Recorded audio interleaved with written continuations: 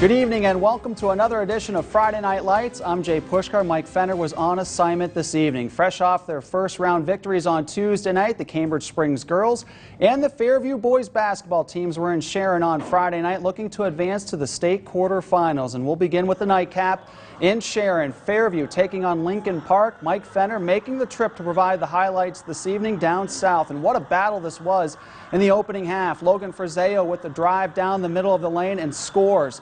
Then the Tigers push the tempo. Jeremy Frazeo finds his brother for another bucket, this time with a foul.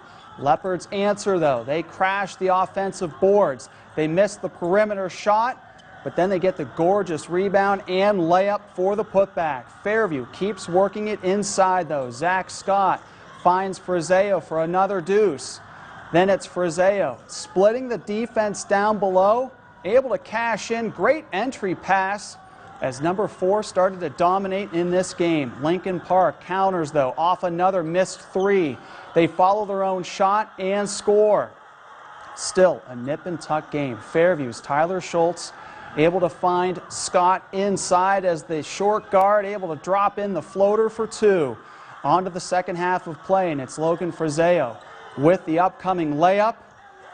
Tough basket right there. Then off the inbounds play, here comes James Sitter. Catches, fires, buries the three. More from the Tigers. This time John Siebold going the distance himself, pulls up with the short jumper. Minutes later, it's Frazeo with an improbable shot. Losing his balance, goes off the window for two, plus the foul. Minutes later, it's Scott on a drive, bucket, and the foul. Fairview holds off a very talented Lincoln Park team. They win this one 54-51. They're headed to the Elite Eight. It feels great. They're a very, very talented team. They have a lot of talented dudes on their team. So, but we're a very talented team too, and I think we can compete with anyone. And it was very, very exciting to have us, win in this environment. We have our fans coming down hour and a half away, and it's just amazing. Yeah, it was pretty impressive. We handled the ball really well, and made our shots. And the important thing is making our foul shots too. So, made our foul shots, sealed the game. We knew they were going to go on runs, and we told our guys we had to be mentally tough to withstand those and stay in the game. And offensively it was very difficult to run stuff. They're so athletic and long, and they really got into us. But we had composure for most of the game, and we were able to just, at this time of the year, it's just survive and advance. And our guys made plays at the end of the game, made some foul shots, and we got out here with a win. They certainly did. So for just the second time in school history, the Fairview boys basketball team is headed to the state quarterfinals after beating Lincoln Park the final 54-51. Girls basketball, a Class 2A second round matchup featuring Cambridge Springs taking on Neshannock. Opening half, and for the Lancers, it's Megan Pallarino able to get the game's first 2 points. Later in the first quarter, it's Pallarino getting the feed inside for another two. Neshannock jumping out to a 10-5 lead. Cambridge Springs gets going though. They get the outlet pass as they find Mackenzie Yonts for the floater and for two. Closing seconds of the first half, and the Lancers play beat the buzzer. Nelanoge drops in the layup. Neshannock leading 29-11 at the break. Third quarter, and for the Blue Devils, Haley Rogers coming up with the easy two in transition. Moments later, Madison Yonts with the quick attack for the basket. Blue Devils down just 11. Lancers counter with Haggerty going baseline for two. Skip ahead to a special moment for the Yonts sisters. Mackenzie finds Madison on the low block, gets the rebound and scores. That gives her 1,000 points in her career. Congratulations on an emotional milestone. However, it's Neshannock knocking out Cambridge Springs from the postseason. The final in this one, 44-25. I'm just really proud of all my teammates. I mean, we struggled a little bit through the season, and we got it together during playoffs. We pulled out a win against Brockway, and I think I'm just really proud of us for what we've accomplished the past 2 years that I played with them. I wasn't expecting it at all. They blew the whistle, and I was like, what happened? Is there a timeout? And then my sister runs up to me and goes, you did it. And I was like, what did I do? And she's like, you scored your points. And I was like, Oh my gosh, I can't believe it. It was just so awesome, and to have my sister and my teammates there with me, it was just an amazing moment to have.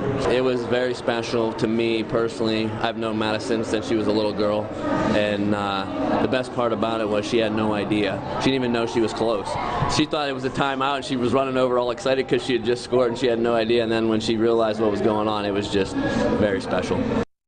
It certainly was a bittersweet moment for the Blue Devils as their season comes to an end. Once again, the final 44-25. Just a reminder that on Saturday, it's the #1 team in the state, Villa Maria, traveling to Armstrong High School to face Bedford. Game time is slated for 6 p.m. It was day 2 of the PIAA Individual Wrestling Championships in Hershey, and will begin in the AAA brackets at 126. Cathedral Prep's Jacob Van D facing Anthony Ferraro of Pine Richland in the quarterfinals. No score in the second period, but then Van D records 4 quick points on the fast combination of moves. Van D advances to Saturday's semifinals by a 13-4 decision. Over at 152, fellow teammate Cayman Smith of Cathedral Prep taking on Griffin Gonzalez of Lebanon in the quarterfinals.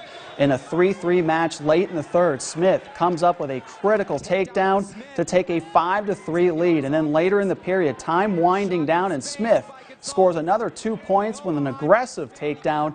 And it's Smith defeating Gonzalez by the final of 8-3. He joins fellow teammate Van D in reaching the semifinals. They will resume their pursuit of state championship gold on Saturday morning.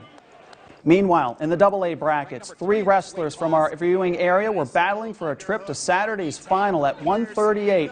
Undefeated at 36-0, Connor Pierce of Harbor Creek met 36-3 Ambrose Bonney of Central Valley, and the Husky just continued to dominate as he is on a mission. Able to get the takedown of Bonney and scores a quick 4 points. Then he would work 3 more back points, led 7-0 after that. He punches his ticket to the finals at 138 with a tech fall victory of 16-0. Skipped to 215.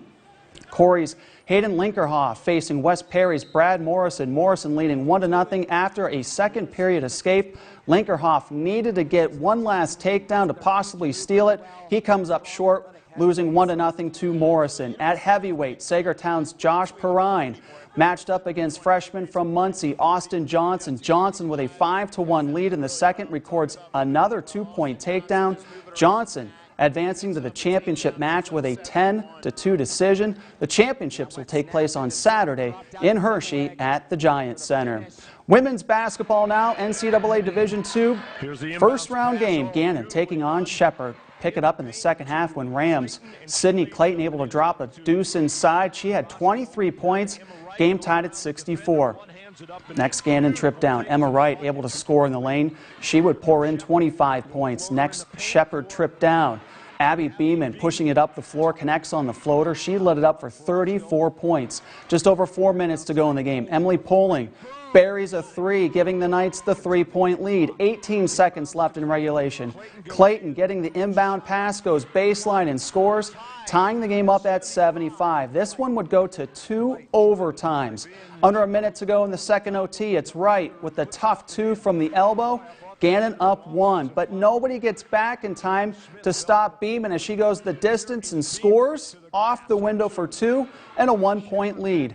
Gannon with a chance to retake the lead in the closing seconds of the second overtime, but Tori Obenrader is off the mark on the attempt. Gannon loses in a heartbreaker the final 93-89 in double overtime. Wright and Sam Perosco each finishing with 25 points.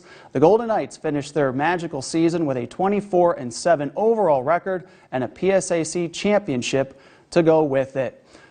At the NCAA Division II Wrestling Championships, Mercyhurst Gannon had a combined 12 wrestlers qualify for nationals, and after the first session, only a pair of Golden Knights remained alive in the winner's bracket quarterfinals. They were Evan Fissler and Joseph Petrella. However, both Golden Knights lost their quarterfinal matches during the evening session.